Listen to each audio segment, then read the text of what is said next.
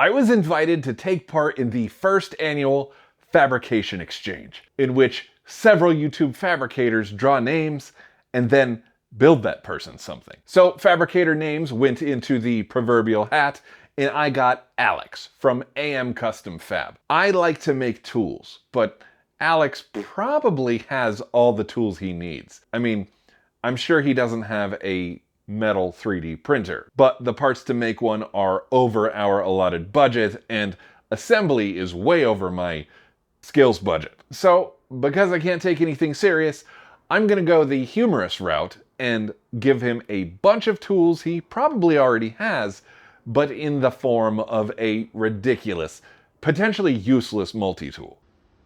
Wait. Is it a punch? It's a punch. How do you... Wait, You don't take it off, you just use it right on there.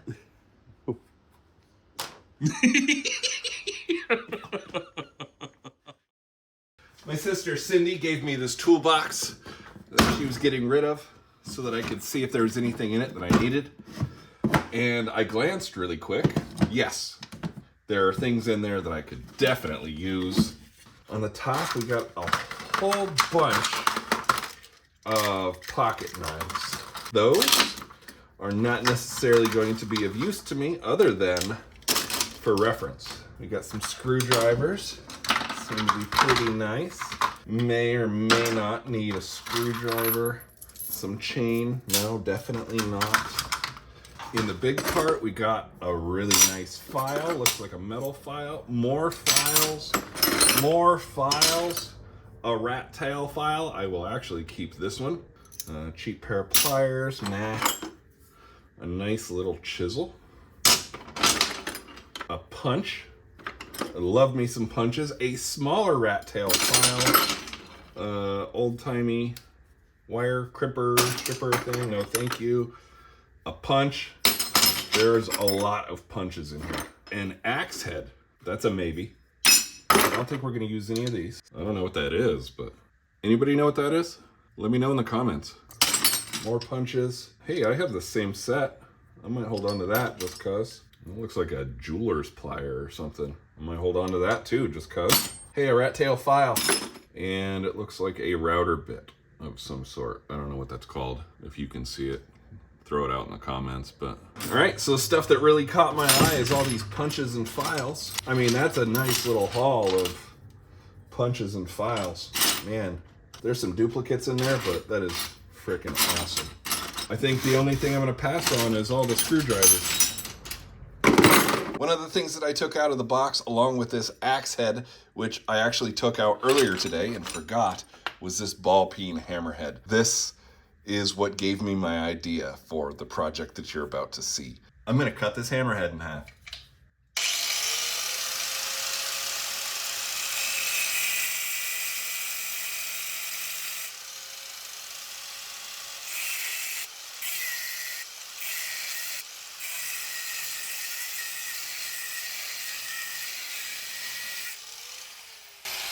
I recently made a video about a bandsaw table that I made just for cutting this hammerhead in half. And common sense just didn't kick in for me that the bandsaw was not going to be able to cut through a hammerhead. I definitely heard about it. Everybody said in the comments that I could anneal the hammer, which is basically softening it, getting it out of the super hard state that it's in. But I don't think I really need to go through all that trouble. The grinder is a pretty mean tool.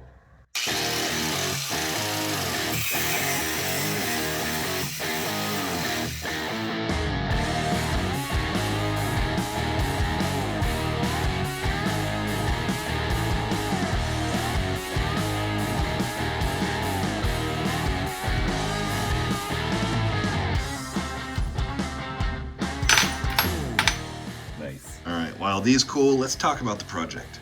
I stared at my work area for a while trying to decide what stuff do I use on a regular basis. And hands down, number one is my ball-peen hammer. Every day I use this, so this absolutely has to be included. I use a simple square to make sure that things are, well, square. I use marking tools, usually markers, but often a scribe. This is a tungsten scribe. All it'll do is scratch the surface, but it gives a very, very fine point marking. A center punch. Now, admittedly, I use an automatic center punch, but I have not been able to find one that's not massive like this. This is a big guy. In my sister's toolbox was this manual center punch, so I grabbed this. I think that might be a good idea. I use a ruler, more often than not a tape measure, but if I'm working on something smaller, it will be a ruler like this. A file I use pretty much daily. In my sister's toolbox was also this cool triangular file, which I really like, the sharp edge.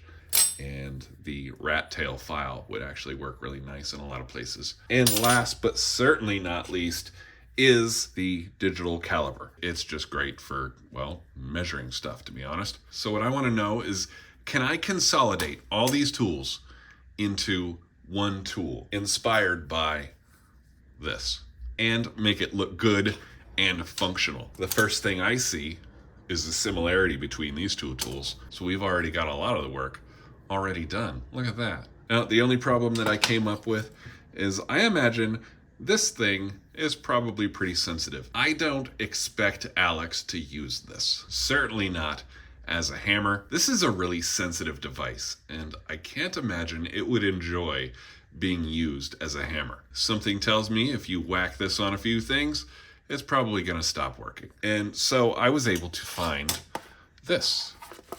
This is also a caliper, but it is not digital. It is not analog. It just has all the readings right on it, like an old-fashioned ruler. I think this thing is awesome. It's not quite as fancy as this, but if you're going to use a caliper as a hammer, I think this one would be the one. So you're out, sir, and you're in. So these are the things I definitely want to include in this thing. The key feature of this tool, the one thing that absolutely has to work flawlessly, is the melding of the ball-peen hammer and the caliper. Because these are such similar shapes, what I want to happen is I want the head of the hammer to split in half, and the two pieces of the hammer are actually the caliper itself. Now keep in mind, this is not a serious tool. I can't imagine he would ever use this. The best thing that could ever happen, though, is if he misplaces any one of these tools and he's like, I can't believe I have to do this, but I'm going to use this tool because it's all I got right now. That would be absolutely hilarious. But on this project, I want to start with these two tools, and everything else is just going to have to wait until I can make sure that this part works. Step number one is splitting the hammerhead. Now that it's split and it's cooled and I can actually handle it, we can have a look at what's going to need to happen. So we got two pieces. The top piece is, for lack of better explanation, just welded to the hammerhead, but it will be a lot cooler than that. And then the bottom piece will be welded to the bottom piece. What I noticed while playing with it is that this piece is going to have to remain pretty much on the outside of the tool, which means it's going to have to be attached to the hammerhead, favoring the left side of the hammerhead. All the other tools later will be attached on the other side. Just looking at it briefly, the majority of this does not need to be there. I just need the center shaft and this little piece sticking up on the lower piece. I think what I'm going to do, though, is I'm going to separate these two pieces so that I can work on them separately. And I think I can do that just by taking off this thing right back here.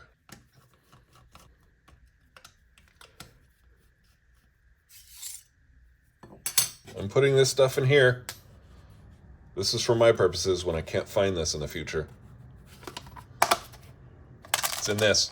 What I'm going to do is I'm going to cut off the majority of this unneeded stuff, but I am going to leave just a little piece of this section right here so that 0 is 0. If I cut it all the way back, then this little gap can close, I imagine, and then throw 0 off. So at least for now, let's try not to cut off too much.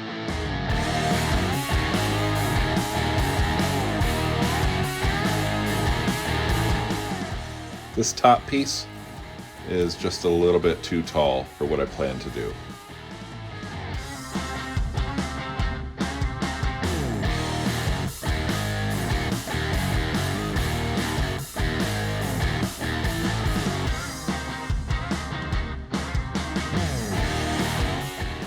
a good start, but I can only make a curved kind of notch in there with the cutoff wheel, so I'm gonna have to try something else. But we're getting close to getting that to fit in there.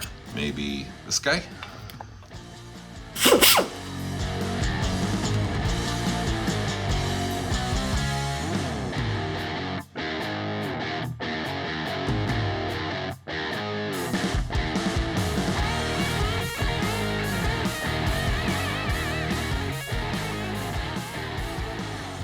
I'm really happy with this so far. Carbide burr bit worked wonders on this, and we are about the depth of this portion of the caliper. Very nice. So these are somewhat ready to be bonded. I'm going to bevel this edge on the part of the caliper and then also the corresponding edge on the hammer so that I can fill that channel with bead. I already got a nice big area to put weld in there and in the front, so I just need that channel right there. But before I weld anything together, I'm gonna want to try to get a somewhat of a machine surface where I cut the head apart. It's not gonna be a machine surface, but I gotta do a little bit better than what this is. That is not presentable at all. Just a quick look at those bevels if you didn't understand what I was talking about. Got a nice little channel to lay some weld bead in. What I'm gonna try to do is even this out with a flap disc, but it's kind of hard to see what you're hitting with a flap disc. So what I'm gonna do is I'm gonna coat this thing with Dychem Steel Blue layout fluid. This is the stuff that you spray on and then you can scribe it and you can see and it's really bright. The goal here is that the insides are really rough and uneven, but the entire perimeter is pretty good. So this blue will allow me to see if I'm hitting the outside edges. I don't want to hit the outside edges. I only want to smooth out the inside part. So if the blue gets ground away, then I know, hey, chill out. Get back to the center, dude.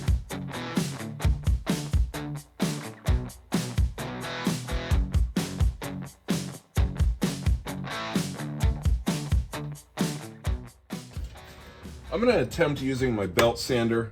In the past, I haven't had much luck getting a truly flat surface with a belt sander, but it's definitely not working by hand. So I got to try something.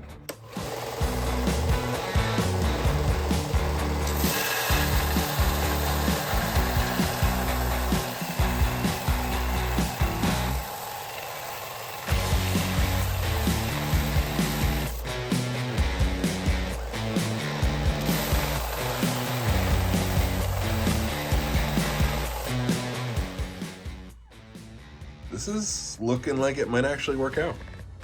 I'm getting a really nice surface on there that I'm not used to getting. Round 2.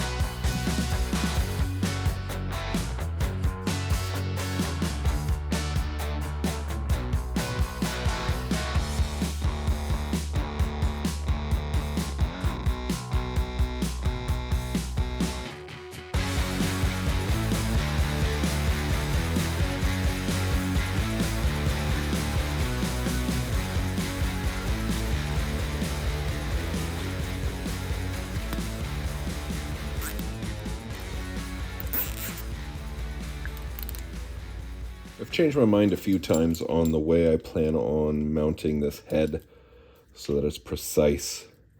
And the most recent one, which is going to be the one because I'm going to do it right now. I've zip tied the head to keep the two halves tightly together. I just put on a pair of locking pliers to make sure the side is nicely lined up. And I am going to weld the head together temporarily, just a couple tacks.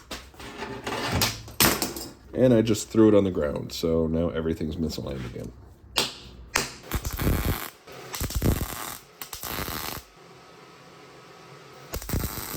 My plan to keep some material on the end of this so that it couldn't go beyond 0 like this went out the window. I had to get rid of that piece over here, so I've changed things a little bit. Now I'm just going to zero it out, lock it in place. With the caliper zeroed out and the head strapped together and welded, I'm going to weld these two pieces together. And then in theory, it should stay zeroed out, right? Because the head can't clamp any more than 0. I neglected to get a close-up, but I immediately found that MIG welding this thing was not an option. I assumed that this thing was made from stainless. I don't know what it is, but it definitely ain't stainless. You know when you forget to turn on the shielding gas and you get I got that. I thought the project was toast before I could even really begin. Thankfully, I recently had the privilege of taking a TIG welding class by Justin from the Fabrication series. A short review, friggin' amazing. A single day class turned this oversized paperweight into an insanely valuable tool. If you ever find yourself in Vegas or live near Blackwood, New Jersey, and you want to learn TIG, highly recommended. I will leave a link in the description below. Anyway, I had a flashback of when Justin was helping me weld up my 4G63 intake. He talked a lot about doing a junk pass that burns all the nastiness out of cast aluminum before welding. We got cast aluminum, which means the inside of that thing is just filled with all kinds of garbage. So the first pass that we're gonna make around here is not gonna be with filler. We're just going to run it over the top of there, and all the while we're gonna chase out the junk. And once it comes down with a clean, fresh layer, like it's just been reset, then we can actually weld to it. This caliper definitely isn't aluminum, but could this junk pass apply to whatever crap metal it is? Yup. The first pass was like lighting a sparkler, popping and crackling all over. Shortly after, things calmed down and I was able to add filler. The day has been saved.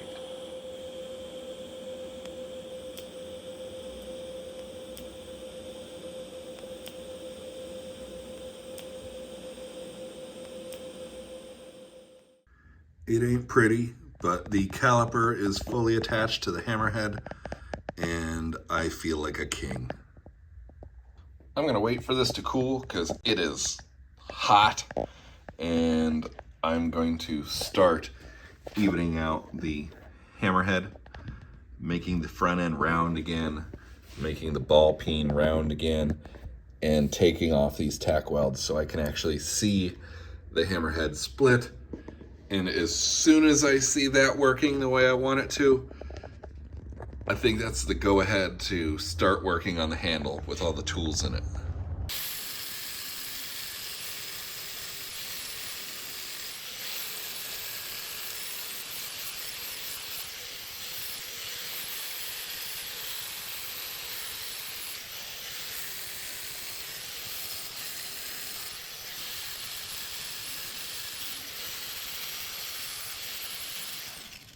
Oh, I'm excited. The first stages of the beautification process has begun. The ball-peen is round again. The face is round again. These two tack welds on the front, I think, are the only thing keeping the thing together. So I'm going to take those off and see what we get.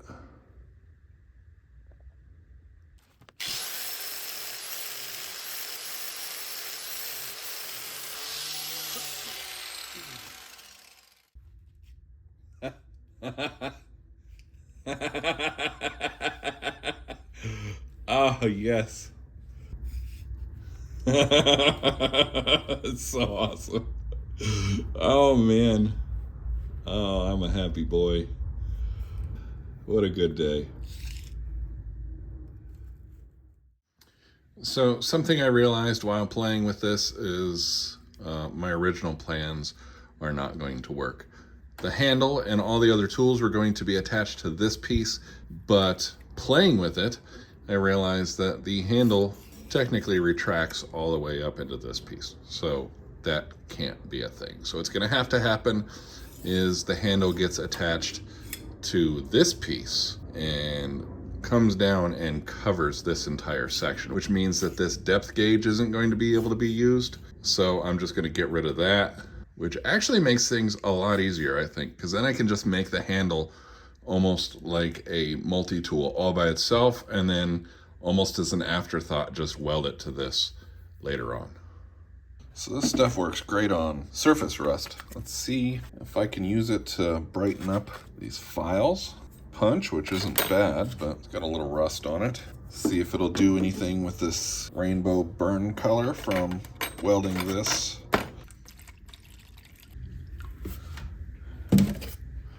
All right, this has been sitting overnight, coming pretty close to 24 hours. I don't remember when I put this in, so I'm excited to see what our results are. We got some floaters in the bubbles here. The hammerhead looks like it's kind of dark. You know, this smells a lot like my Sculpt Nouveau. It smells almost exactly like my Sculpt Nouveau. And, oh, what the heck, dude. No. Oh, wow. This thing must have been zinc plated or something. Oh man, all the prettiness is coming off. All the markings. Actually, if you look close, it looks like the markings are still there, but oh my gosh, this thing is, I'm not gonna say it's ruined, but it is definitely not going to be as pretty when we're done with this. Oh, come on, are you serious? Well, I'm gonna soak this a while longer and get rid of the rest of this, because, well, I gotta have it at least even. But hey, on the bright side, the rainbow's gone. Well, all the laughs vanished pretty quickly. I pulled the lower portion of the caliper out of the phosphoric acid, and I don't know what it's made of, pot metal probably, but the acid completely destroyed it. I wasn't filming, which is probably good because I try to keep this channel somewhat family friendly. Words were used, nuns blushed, it was ugly. I did take a close-up photo though. Summarized, I need to start over. I love starting over. While I wait for the new caliper to get here, I'm gonna move on to developing the multi-tool handle. I was looking at these pocket knives, trying to get an idea of how I'm gonna make this multi-tool work.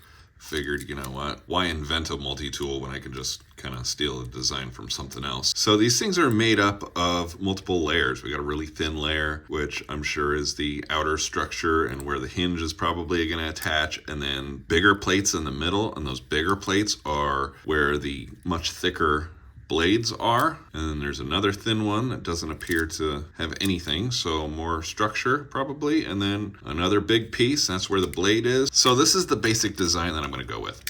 But looking at some of the tools that I want to put in there, there are a whole bunch of different thicknesses. This ruler is like a 32nd of an inch thick. It goes all the way up to the punch that I want to use, which is about like 3/8 of an inch. So I'm trying to figure out how I'm going to determine how many plates I need, the thickness of each plate, so that I have the channels thick enough for each of these tools of varying thicknesses. How do I calculate that so I know what plates go where and the total thickness and stuff like that? And then I had an idea. Rather than having several different thicknesses of plate strategically put together so that each individual tool has just enough room and the whole thing works properly, what if I instead sandwiched like 10 pieces of the thinnest sheet metal that I have? That way I can choose the exact width of the channel that each individual tool needs. Man, I wish I had a way of showing you what I'm seeing in my head right now. Hell yeah. Banana bread at work, dude. These are welding practice coupons from Weld Metals Online. It is several pieces of 16th inch sheet metal. And this is going to help me show you what I'm thinking. There will be several 16th inch plates bolted together so that they can fan out. To add this very thin ruler, I'll pull out one sheet, which gives me a gap just wide enough for the ruler. For a larger tool, like this file, it looks like it would need a gap of about 4 layers wide. I would cut these 4 sheets down and turn them into a hinge that I can attach the tool to. I will do this for every tool I want, using both sides until I can't fit anymore.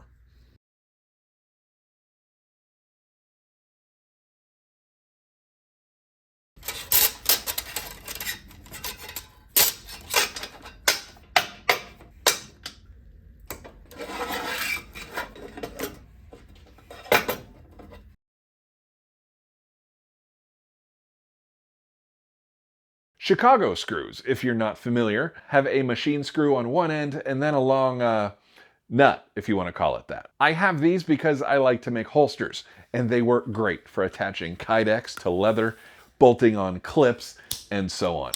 In this project, they're going to hold all these layers together, but they're also going to act as hinge points for all the tools. My problem is I need 1/2-inch long Chicago screws, which these are not. I ordered some, but until I get them, hopefully these will help me continue on. There it is. There's my multi-tool. Can you see it? Can you see it yet? I can see it. It's way too early to do any kind of real shaping or metal finishing on this thing because, well, it's just too early for that. But what I did do is I rounded the corners because this I intend to be the bottom. I flattened the top that's going to go up against the hammerhead, and then I put this little notch in the side because I need to take all these apart and I want to be able to put them back together so that they're all flat, just as they are right now. So that little notch will make sure that I don't have any pieces that are facing the wrong way, and it'll be a lot easier to shape later. Because right now I'm going to take all these apart and I'm going to cut the majority of these in the middle in half. I'll probably save 1 or 2 to use as kind of a structural piece, even though I don't know if I'm going to use them yet. And that piece will be to mimic like this center piece that goes all the way through the center of this and is not shaped in any way, shape, or form. I'm having a really difficult time trying to think through how I'm going to do this, so explaining it is going to be completely useless, but I'm just going to say a couple words, and if it makes sense, great. I got a triangular file that I want to put in there. This triangular file will take up to about 4 layers. If I don't mind it sticking up a little bit, which I think I'm okay with, it would only take 3 layers. So that zaps 3 layers. This file is just a little thicker than one of the layers, so I would have to use 2 layers. That would leave me with 1 layer between them for structure. That zaps like the majority of this tool. My plan was to have some tools pop out on one side using this hinge, and then other tools would pop out the other side using this hinge. But I feel like that's only going to give me enough room for 3 or 4 tools. So currently I'm considering making 2 more hinges. 1 right there, 1 right there, and splitting the tools in half so that I can have some tools come out this side and I can have some tools come out this side, and then a 3rd set if I can fit them on this 3rd hinge. I don't know if that's going to work, and I feel like this is going to be trial and error. So I'm going to drill those holes knowing that the holes themselves won't ruin anything. If that ends up not working, I'll just have holes there, and maybe I'll make some more holes to make it kind of decorative and cool looking. But man, I'm struggling. I think the only way I'm going to be able to figure this out is trial and error. So I'm going to stop talking and I'm just going to start doing stuff.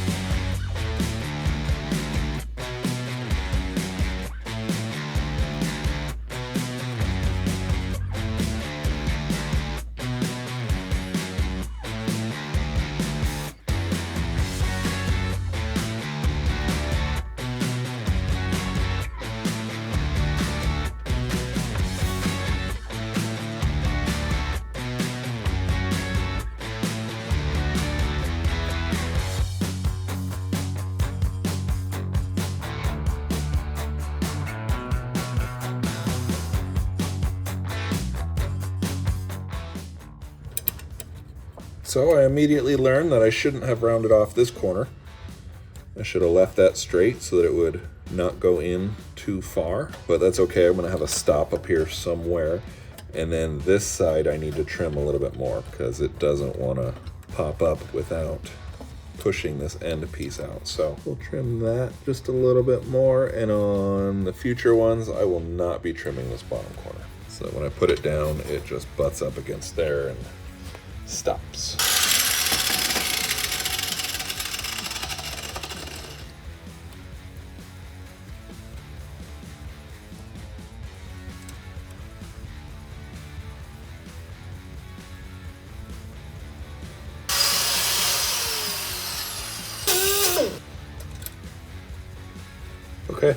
with both of these on there, I realized that this inside corner does need to be rounded. Otherwise it hits the one next to it. This one does not. So scratch that. I was thinking that this would stop right there when it got to it and keeps it from turning in too far, but it won't move properly unless I round that a little bit. So learning as we go. I really want to include this, but it is taking up a lot of room, pretty much the entire tool. So I'm going to thin this out a little bit.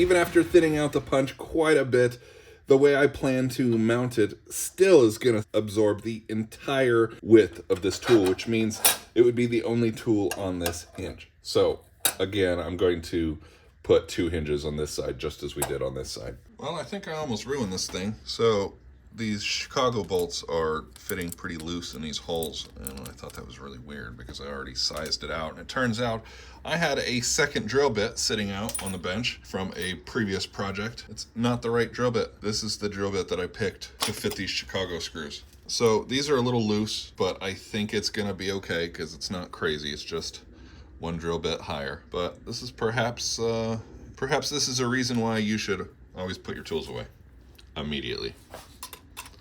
I'm really struggling with all these pieces, trying to keep everything organized. Most of the time, the handle itself is bolted together, but even these ends are rotating and it's driving me nuts. And then trying to juggle all the little tool pieces is a headache. And so I'm really fighting with myself, trying to decide if I want to tack weld a lot of this stuff together, but I really think that's a bad idea right now. I don't want to weld anything until I know everything's situated. So what I'm going to do is I am going to weld these smaller pieces together, and I'm going to weld them onto their respective tools because I know how many layers these tools are going to take up, so I can make the tool and set it aside and install it later. And I'm really going to try not to tack weld this handle in any way, shape, or form right now, even though it's a big headache. Question of the day, can you drill through a punch? I had a lot of people telling me why I couldn't use my bandsaw to cut through that hammerhead because it was hardened steel. I imagine a punch is the same thing, but can you drill it? I don't think it's going to be harder than stainless, and I can drill stainless, so let's see what happens. The answer to that, at least temporarily, is no, you can't drill through a punch. It wouldn't budge, so I aborted immediately because I need this drill bit for other things, and I checked to see if I had cooked the drill bit yet, and it's still working real well. So I'm not gonna try this hole again until later. I might change the design altogether, so I might not need this hole. My favorite tool in the shop right now is my new mini bandsaw table that I made. Holy crap. I didn't film it because I wasn't expecting anything super exciting, but oh my gosh, I just contoured this tiny little piece in just a few seconds to fit this punch all on the mini bandsaw table. I think the key is, if you're gonna make one, is the slot for the blade. I made very, very thin. I saw a lot that had a big circle around there. Having this tiny slot makes it possible to work on tiny little pieces like this, even though it might be kind of dangerous, but just be careful. The next intricate piece that I need to make like this, I will absolutely film it because wow. Just wow. I need to make 2 more pieces that are similar to this one, but I'm not gonna make them exactly the same because if I make them exactly the same, it'll be straight across, and this is kind of triangular shape, so I want it to try to fit in there like a channel and self-center. So what I'm gonna try to do is I'm just going to trace this with a marker, and then I'm going to cut it so that the marker stays, so that the second piece is actually quite a bit bigger. So I'll cut on this outer edge of the marker. Hopefully that'll make sense.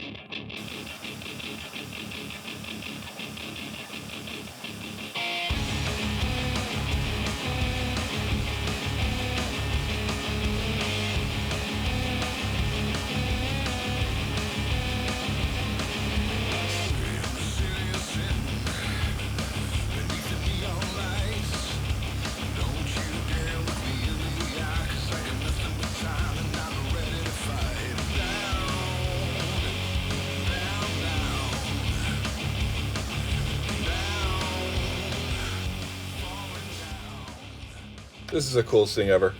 It really is. I don't know what took me so long. This last piece I'm going to make exactly the same as the one we just made, so I'm going to use my fine tip scribe to mark it and cut right on the scribe.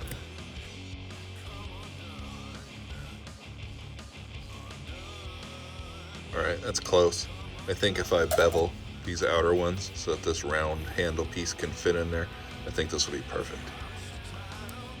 Nice, very nice.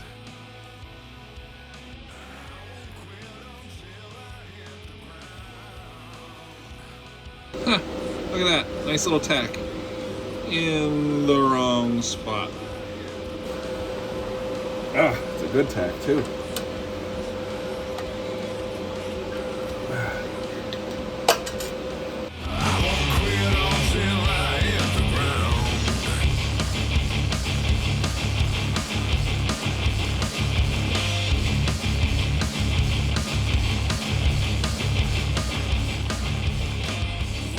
What I just learned is I need a lot of practice TIG, and I need to not be practicing on this project.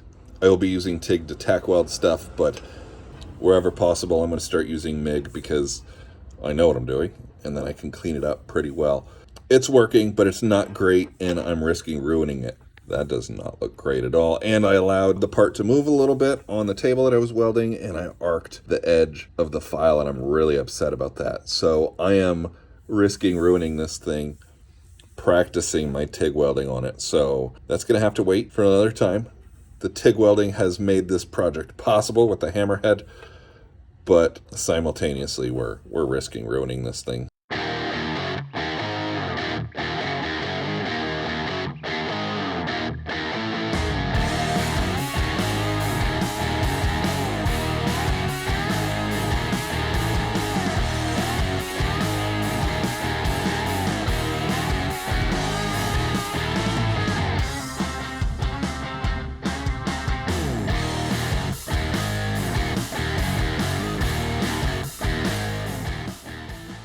After posting the video of me attempting and failing at cutting the Hammerhead in half with my bandsaw, some folks in the comments said that I need to anneal the hammer or soften it. And you do that by getting the part red hot and then cooling it down really slowly, usually putting it in some hot sand. Well, I don't have hot sand. I don't have cold sand either. So what I'm going to try to do is I'm going to get this punch red hot with my MAP gas, and then I'm going to put it in my toaster oven, which gets up to about 400 degrees, and I'm going to turn it down slowly until it gets down to 0. And we're going to see if that does anything.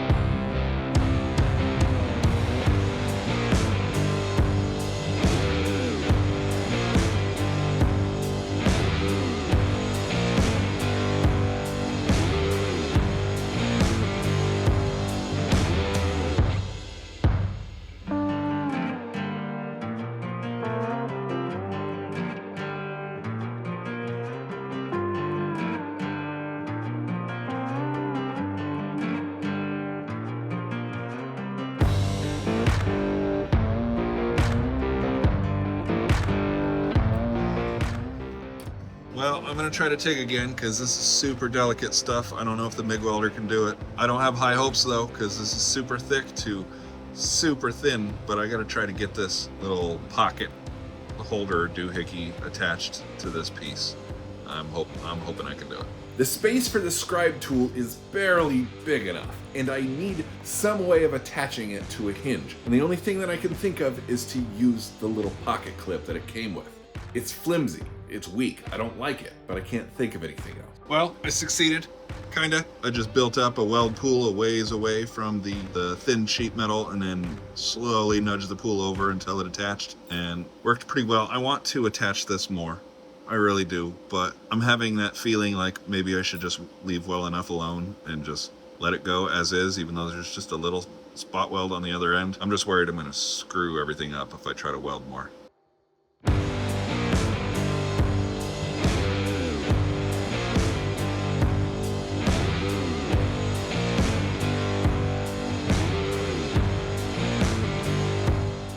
The more I cut this thing into smaller and smaller pieces, the more difficult it is to handle.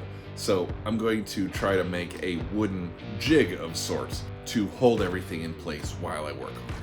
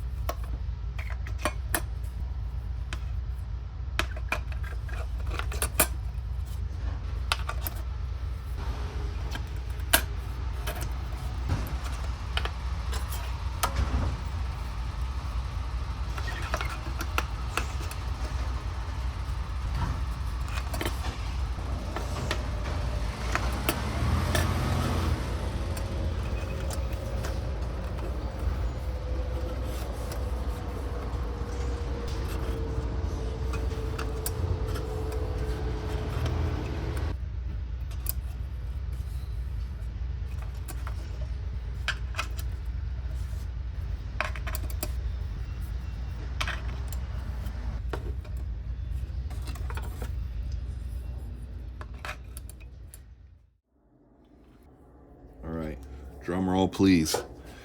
Will this punch be drillable after our makeshift annealing process? I sure hope so.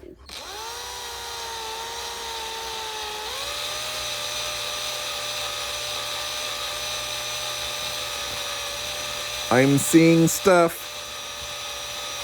I'm seeing stuff that I like.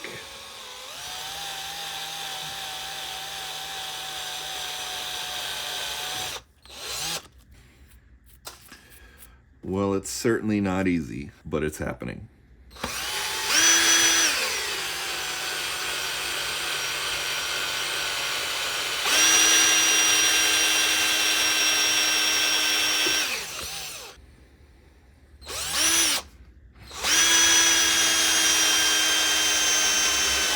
My battery just died.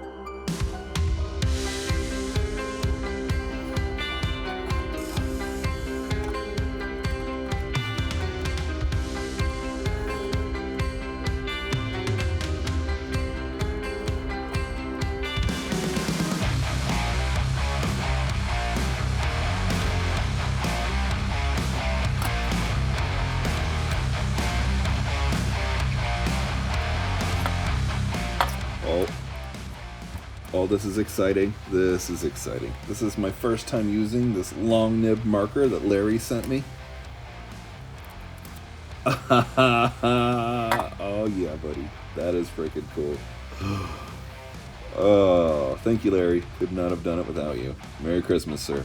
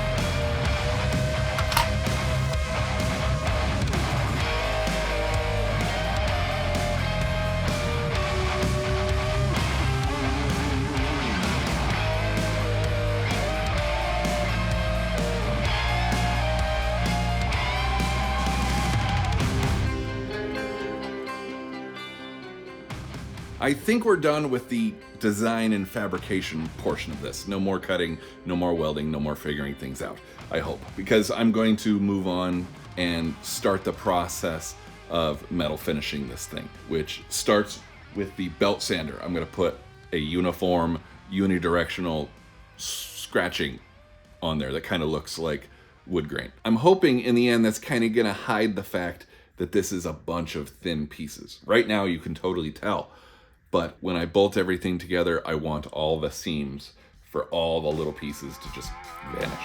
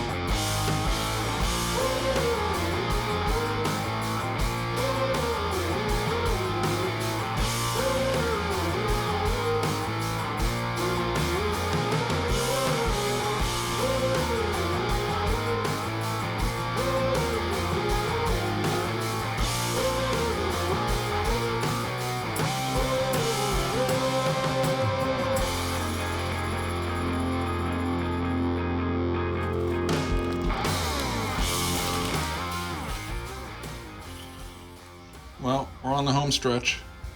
I got the Hammerhead rebuilt. Looks much better this time, however, it's imperfect.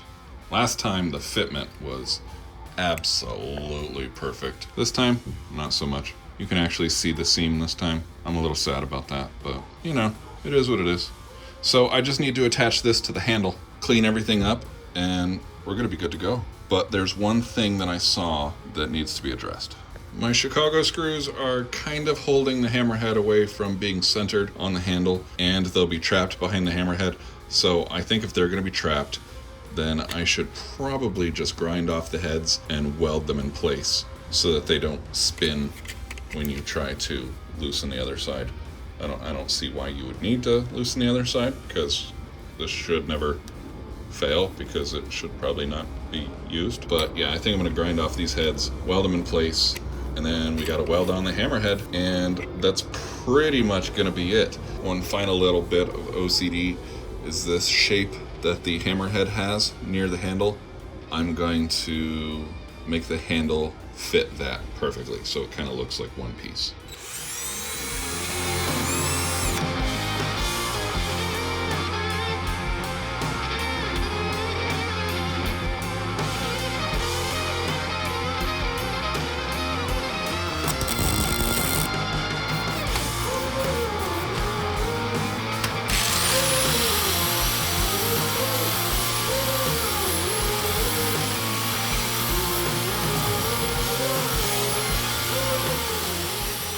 I think we're down to minutes now. Could be 300 minutes, but we're down to minutes. Just gotta attach the Hammerhead to the handle.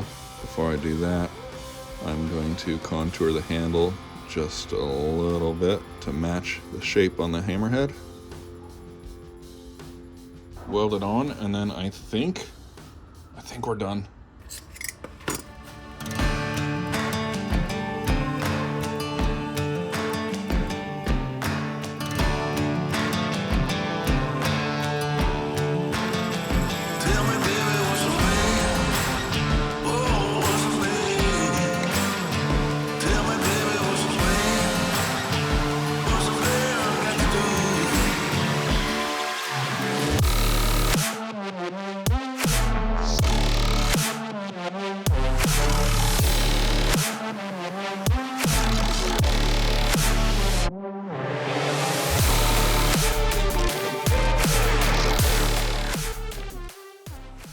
I was having a really hard time getting these files out.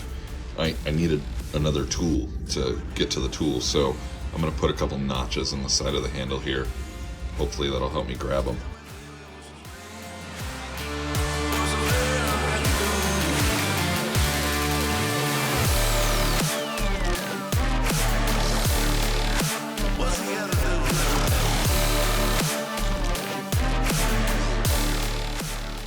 So I'm buttoning this project up, and I see that the triangular file is a little loose and wiggly, and I'm super excited about it. Not because it's loose, but because of the potential fix that I have in mind. I gave up on this a while ago, and it's something that I really wanted to incorporate in there because, I mean, why not? It's just so easy, and it's the perfect size. But I just ran out of room, and I was getting frustrated, so I set it aside and said, forget it. But this ruler is so thin, I think that it would make a great shim for this file. So I'm going to put it on the same pivot point, and if that means that I have to trim down the file a little bit, that's fine.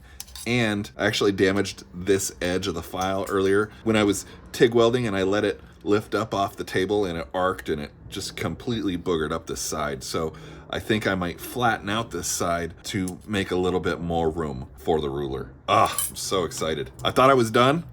I really thought I was done, but I'm totally okay with not being done. Well, that was short-lived. I totally forgot about the scribe, and the file, the scribe, and the ruler don't all fit at the same time. So I'm going to change things up again, and I'm just going to attach the ruler to the outside. A little janky, maybe, but it's hidden by the caliper, so it's still kind of cool, I guess. And at least I get to include the ruler. And for a finishing touch, we're going to sign this thing. I really wanted to put an AM Custom Fab logo on here, but I didn't give myself enough time to have something made. So I guess the next best thing is mine. People like their own name.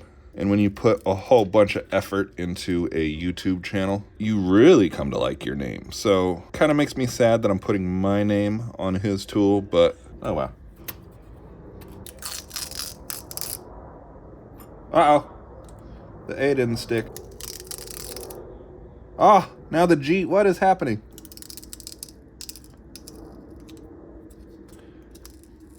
Just too fast? Maybe too fast. Hi. Why is this so dark in here? Because it's nice.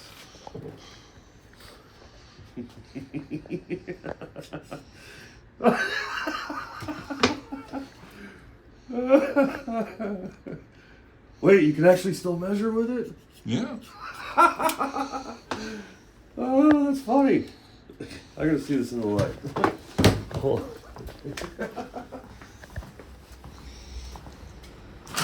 Oh man, I'm so jealous.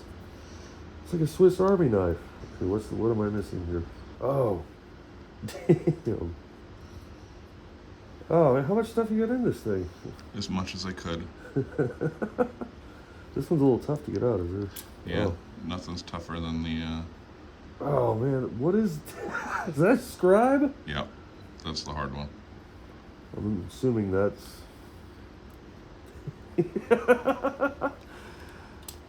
Oh man, I'm so... Wow. Okay, hold on. That one's about to break, so. I'm not gonna mess with it then. My favorite thing is on the other side. Is it that?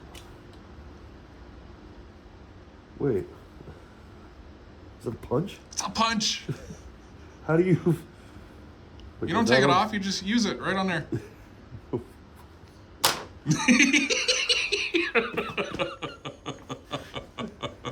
While at his shop, Justin gave me a couple ideas to utilize the little hole in the top of the hammerhead. One was a storage for an extra 10mm socket. Unfortunately, the socket didn't fit. That would have been fantastic. Another was a couple punches with Alex's initials, or a hex drive with some screwdriver bits inside. And that's the one I decided to go with.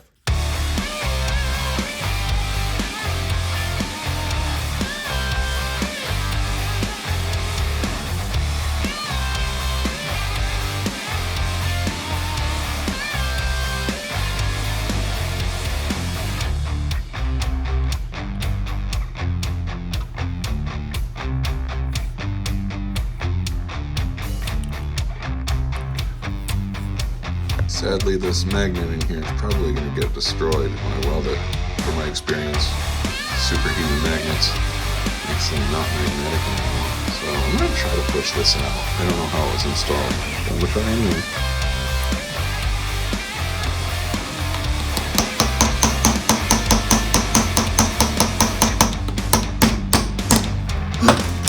It's working.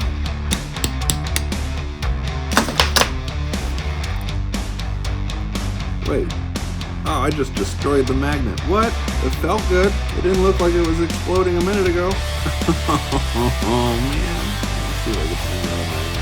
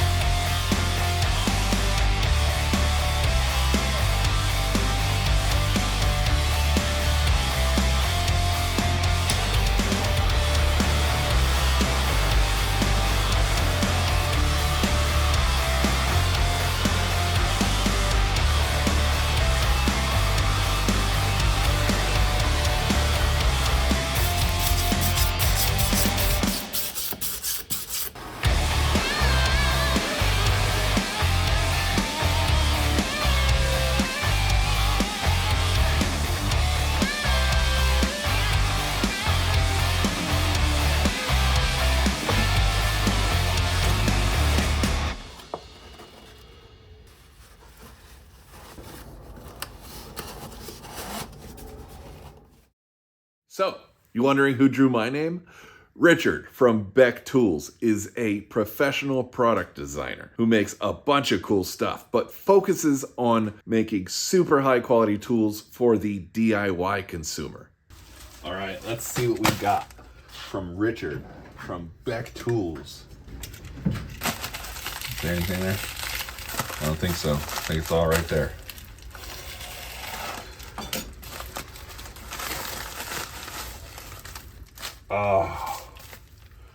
Oh, what a tease.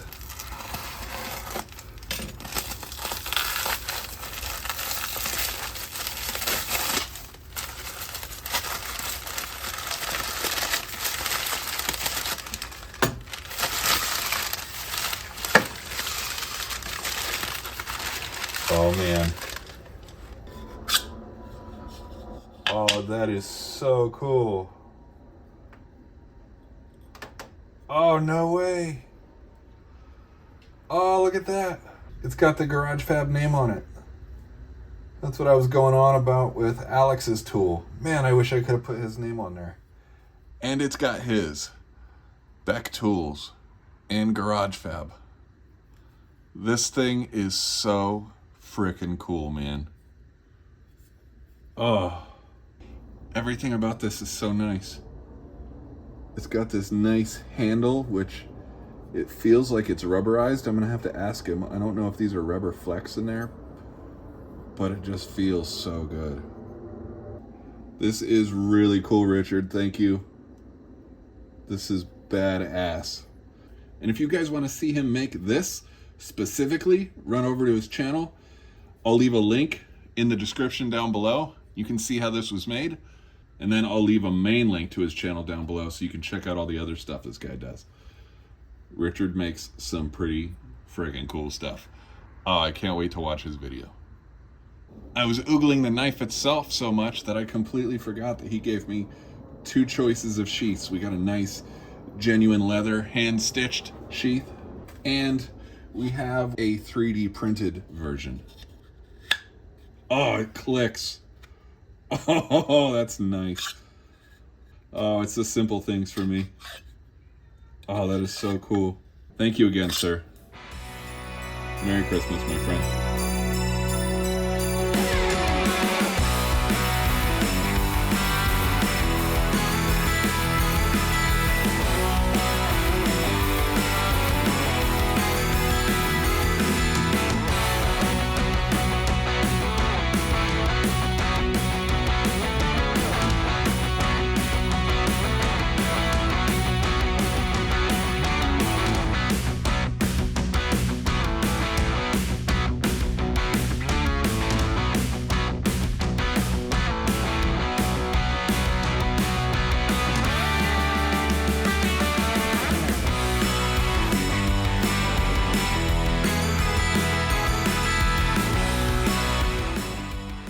That's the end of this one, guys. Thank you for watching. Happy holidays, and until the next one, my friends, keep moving forward.